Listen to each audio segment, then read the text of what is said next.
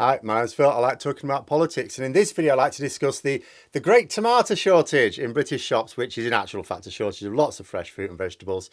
Are the pro-Brexit commentators right that it's just down to weather effects out of our control? No. Are all the anti-Brexit commentators right that it's entirely down to Brexit? Well, no, not that either. It is a classic case of a non-Brexit issue being made worse by Brexit, as I'll explain. But first, if you'd like to be notified of daily news and politics, please subscribe to the channel and click the bell notification icon. So I'm going to go through this in what I think is probably the most logical order so that people can understand enough of what's happening with shortages. The main point really is that Brexit makes it harder to get supplies. Doesn't make it impossible to import certain things, just more difficult and more expensive, to the point where we are the first to suffer when there are shortages and the last to recover. For example, in 2021, there was a problem, actually there's quite a lot of problems, but there was a notable problem with carbon dioxide supplies. Businesses in EU countries were able to source CO2, no problem at all. Businesses in Northern Ireland could, but not in Britain. This wasn't because we couldn't, in theory, import it, but because we exist as the market in Europe with the most trade friction, aside from Belarus. Actually, Belarus at least have got a functioning border. So we were the first to lose out when supplies were limited. Basically, a market supplies itself first and then other markets as a second priority. Not out of any conscious decision usually, although governments could intervene to protect supplies of national importance, at certain times. But mostly it's just trade in reality. It takes longer to transport goods to Britain and Ireland because we are islands. So that means more costly transport. But it also there's also more hassle to export specifically to Britain because of all the extra documentation needed. It doesn't apply to Ireland. The other thing to point out is although there has been a sudden shortage of some foods like tomatoes, but other things as well, anyone who has been doing the grocery shopping at the usual supermarkets, Tesco, Asda, Morrison, Sainsbury's and so on, will have noticed shortages ever since we left the single market. They never went away. I have frequently been able to get, for example, tomatoes on the online shop from Tesco. And I've said this a lot over the past couple of years. See, when we do get our groceries, it's not very common to have the food last as long as it used to. In fact, what is common is some items, at least it happened again this week, it happens every week, some of them will have a use by date of the day it arrives, or maybe the next day. I think last week or the week before I mentioned recently we had one where everything was going out of date within the first 3 days. This did not used to be the case. In fact, for tomatoes, I've had to generally go to Marks and Spencer.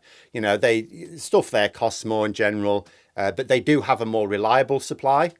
And I've sort of supposed, they must have grabbed better access to our restrictive supply chain, more lorry drivers, things like that, with the more funds. But anyway, this latest shortage is beyond the run of the mill. It's not just that there's not as much fresh produce as was the case before we left the single market. It's not just that what's there doesn't last as long as it did. What we have right now is a real shortage, as in you can't get them at all. In other words, you go to the supermarket and there's like nothing. Now, when these issues have cropped up before, you see the photos of the empty shelves. It's happened every few months, it happens. I generally think they've tended to be in cities. Obviously, cities are more densely populated, maybe the first to be hit by shaky supply lines. My experience is in my local area, which is well away from a city, is also well connected with transport links. There's ports and good road networks around. And I think my local areas tended to get away with it. That is not to say that you don't notice shortages. There have been noticeable shortages. I remember when chicken, people posting photos like no chicken at all. It don't matter whether you wanted breast, thigh, or if you're flexible, you don't care what part of the chicken. I just want to eat a chicken tonight. You weren't eating chicken. Whereas in my area, you go along, you could see shortages. And you may not get exactly the cut of chicken you wanted, but you could get chicken. You may have to use it quickly before it goes mouldy, but you can get it. So I went off to my local Tesco yesterday to have a look at what it was locally. And as was the case before, it wasn't actually as bad as some of the photos here. I've seen photos where you can't get any tomatoes. Oh, there were tomatoes there. There were 2 punnets of tomatoes. If you like the multicoloured baby plum tomatoes for a higher price because they were Tesco finest, which I think means they last 2 days instead of 2 hours. But we can't be too choosy since Brexit, can we? You know, the fact is that there were tomatoes, sort of, 2 punnets of a very specific variety. But every other form of fresh tomato in the place was gone. There was nothing. There were other gaps in the shelves as well. It wasn't just the tomatoes, but it is also common. It's normal for there to be gaps in the shelves. There's always gaps in the shelves. Didn't used to be. You know, if you don't tend to notice these things, what I would say is wait for the current shortage to abate. Wait for it to be a case of, oh, it's all back to normal now. Then get yourself off to a supermarket like Tesco, doesn't have to be Tesco, like Tesco. You will see the shortages are still there, just not as severe. But you will see empty punnets around, not just one or two either. You know, it's just that the media don't report on those. They only report when it becomes really severe. In other words, when even the expensive stuff that the upper middle classes can afford is gone, that's when it's in the news. But the shortages have been there ever since we left the single market. Not a day has gone by when the shelves have been fully stocked in these supermarkets. Doesn't happen anymore. So what's the reason for this latest one? Well, they're saying bad weather is being blamed. Bad weather in Spain for the tomatoes, lots of chilly weather. And along with British producers not using their indoor growing facilities because the cost of electricity is too high. So you go, okay, so neither of these factors are Brexit. The first is weather, which no government controls yet. And the second is electricity prices, which the Tories could control, but Tories gonna Tory. But that has little to do with Brexit. They'd want to do that, Brexit or no Brexit. Although if we were still in the single market for energy, that would help a bit. So not Brexit's fault then. Okay. But if it's caused by bad weather in Spain and Morocco, why doesn't Spain and Morocco have shortages? Oh, well, they supply locally first. Okay, yeah, of course they do. That's cheaper. So why doesn't France have shortages, or Italy, or Greece, or Poland? Why are there no shortages of any fresh fruit and veg anywhere on the continent, in fact? Just doesn't add up, does it? Why are there no shortages on the shelves of the continent if it's just force majeure? Also at the farmers' conference yesterday, so I have to correct an error I made. I said that the government didn't send any cabinet ministers to the farmers' conference. I have to correct that. Theresa Coffey, who's the cabinet minister for DEFRA, did attend on the second day. I didn't know that. But she was roundly booed by the delegates when she tried talking shit about Brexit. And if the shortages we have are nothing to do with Brexit, she said when she was taking Q&As, she said, oh, it's to do with the weather, nothing to do with us. The delegates there got quite irritated at that. The person trying to conduct the Q&A got quite irritated with her. Why would farmers get irritated if the problems were nothing to do with Brexit? Farmers understand supply chains. They understand what is impacting them. The reality is that just as with the carbon dioxide issue a couple of years ago and the chicken issues we've had and all the other issues we've had, the lower levels of food shortages that are just now a feature of British food supply chains, even if unreported, Brexit doesn't always cause the supply problems. It does sometimes, but it does always make them worse. See, a European producer has an easier time selling more locally, of course, but the hardest time of all is selling to Britain. Lots of paperwork, delays which risk their produce not being fresh when the customer gets it, and it's just easier to sell elsewhere. Now, obviously, at times of abundance, it's like, well, you've supplied the single market, you've still got some more tomatoes or peppers or whatever going spare, so of course you can still supply Britain, and it's down to us to worry about the fact that it's going to go out of date in about 5 minutes. But when there's a hit to production, we're the first to be affected because it's more hassle to sell to us. You sell to the low hassle places first. So am I saying that if it weren't for Brexit, we wouldn't have had any issues with supplies, that our shelves would be full just like in France? Well, no, because I have to say this is not quite true either. Before I did this video, I searched for signs in the European media of impacts on the continent and elsewhere. Nothing on the continent at all. Even when I look up, is there a tomato shortage in each individual member of the EU? Apart from Ireland. But the shortages in Ireland, which you will see reports of, tend to be mainly located around the cities. You've got shortages in Dublin, you've got shortages in Belfast.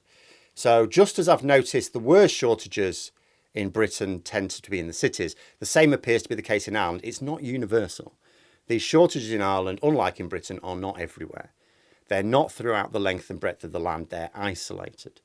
It shows that distance, not just Brexit, as well as a stretch of water, creates trade friction because Ireland has been impacted in a way that other EU countries have not. So had we still been an EU country, there would have been some impact. But the fact that Ireland's shortages are less severe Britain's are just everywhere. And, and more severe, as I say, that is because of Brexit trade barriers that we imposed. So Ireland will restock before we do, for example, is what I'm saying. Ironically, the only sign you can see of a tomato in Britain is where people are taking, there's loads in my local market. And you'll see they're all photos in London of like small, independent, like Middle Eastern food sellers. That's where you see it. And you tend to see it's the varieties we don't get in the supermarkets, for which there's not enough to feed 68 million people, I think you'll find. The Brexiteers have been snapping pictures of goods in these, as I say, small, generally, as I say, Middle Eastern food shops. There's loads. Look at all this. And what you see is a variety of foods that, tends to be quite, niche. Not sure that's going to feed our whole nation. And if a small shop on a back street somewhere, can get lots of fresh produce, why can't the massive suppliers like, Tesco, Morrison's, Asda?